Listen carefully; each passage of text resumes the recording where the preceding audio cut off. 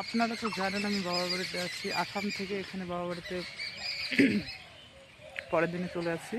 তো গ্রামের বাড়িতে এটাই একটা সুবিধা, দেখো চারপাশ দিয়ে অনেক ধরনের সবজি হয়েছে, এদিকে আলু, এদিকে রসুন, এদিকে কুমড়ো গাছ, আর সবই আছে, বেগুন গাছ, ডাঁটা গাছ, তারপরে এদিকে এই যে লঙ্কা,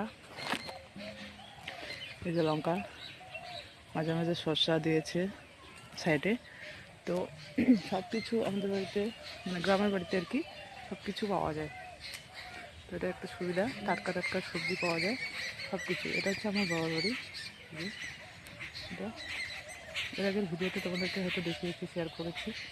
তো সব কিছু বাবার বাড়িতে আছে, কোনো তারই অভাব নেই।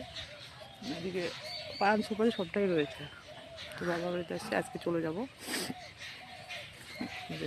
বাবার বাড়ির পরিবেশ খুব সুন্দর লাগছে, বলো।